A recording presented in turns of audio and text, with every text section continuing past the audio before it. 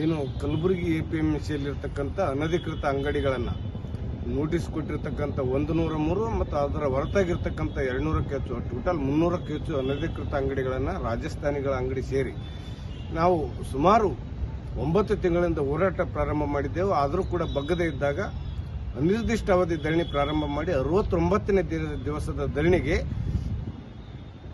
ಸರ್ಕಾರ ಮತ್ತು ಜಿಲ್ಲಾಡಳಿತ ಮತ್ತು APMC ಅಧಿಕಾರಿಗಳು ಅಧಿಕೃತವಾಗಿ ಲಿಖಿತ ರೂಪದಲ್ಲಿ ಒಂದು ಭರವಸೆಯನ್ನು ನೀಡಿ ಆಗಸ್ಟ್ 18ರವರೆಗೆ ಎಲ್ಲ ಅನಧಿಕೃತ ಅಂಗಡಿಗಳನ್ನು ಖಾಲಿ ಮಾಡಿಸ್ತೇವೆ. ಒಂದು ವೇಳೆ ಅವ್ರು ಖಾಲಿ ಮಾಡದೇ ಇದ್ರೆ ನಾವೇ ಸೀಸ್ ಮಾಡ್ತೀವಿ ಅಂತಕ್ಕಂಥದ್ದು ಕೀಲಿ ಹಾಕ್ತೀವಿ ಅಂತಕ್ಕಂಥ ಭರವಸೆಯನ್ನು ನೀಡಿರೋದ್ರಿಂದ ಅನಿರ್ದಿಷ್ಟ ಅವಧಿಯ ಧರಣಿ ತಾತ್ಕಾಲಿಕವಾಗಿ ಹಿಂಪಡೆದಿದ್ದೇವೆ.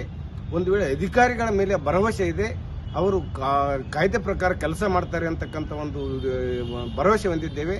ಆ ಭರವಸೆ ಹುಸಿಯಾಗಿದ್ದೆ ಆದರೆ ಅದೇ ಬರುವ 18 ತಾರೀಕು ಆದ ಕೂಡಲೇ 19ನೇ ತಾರೀಕಿನ ದಿವಸ ಅದೇ APMCಯ ಧರಣಿ ಸ್ಥಳದಲ್ಲೇ ನಾವು ಉಪವಾಸ ಸತ್ಯಾಗ್ರಹ ಮಾಡುವ ಮುಖಾಂತರ ಮತ್ತೊಮ್ಮೆ ಇದಕ್ಕೆ ಒತ್ತಡ ಹಾಕುವ ತಂತ್ರವನ್ನು ಅನುಸರಿಸುತ್ತೇವೆ. ಆ ಮುಂದಿನ ದಿನಗಳು ಉಗ್ರ ಹೋರಾಟ ಮಾಡಬೇಕಾದಂಥ ಎಚ್ಚರಿಕೆಯನ್ನು ಅಧಿಕಾರಿಗಳಿಗೆ ನೀಡಿದ್ದೇವೆ.